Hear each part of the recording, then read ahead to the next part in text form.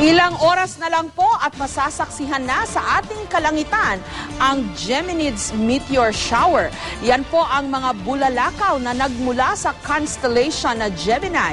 Ang ilang enthusiast magpapaumaga na raw sa UP Astronomical Observatory para makita ang meteor shower.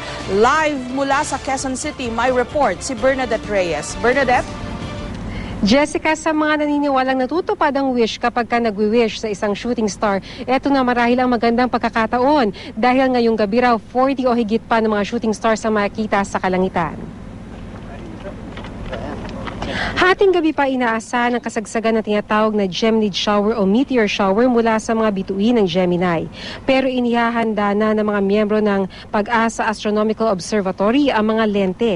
Pero kahit mata lang ang gamit, maaari makakita ng 40 o higit pa na bulalakaw sa kalangitan.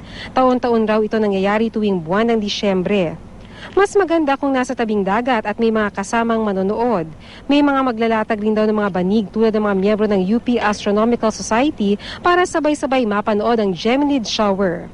May nakilala rin ako na astronomy enthusiast na 9 na beses nang nakasaksi sa pag-ulan ng mga bulalakaw. Maganda raw ang Geminid shower dahil mahaba-haba yung buntot ng bulalakaw o tail at matagal bago bumagsak o tuluyang mawala sa kalangitan. May mga magbabarkada rin na magpapaumaga na raw dito para lang masaksihan ang Geminid shower. At dahil new moon ngayon at maaliwalas ang kalangitan, mas madali raw makikita ang mga shooting stars na dala ng Geminid shower. Pakinggan natin ang bahagi ng pahayag mula sa hepe ng Pag-asa Astronomical Observatory dito sa UP. Most likely ngayon, ang makikita natin mga meteors o mga bulalakaw na yan ay manggagaling doon sa constellation ng Gemini, gaya sinasabi ng Radiant. Sabi niyo mga 40 per hour, 40 na bulalakaw kada oras. Kada oras. Pero ang sinasabi ko ay pwede ito madagdagan kung halimbawa ang location mo ay nasa may bandang baybayin dagat ka at walang masyadong ilaw.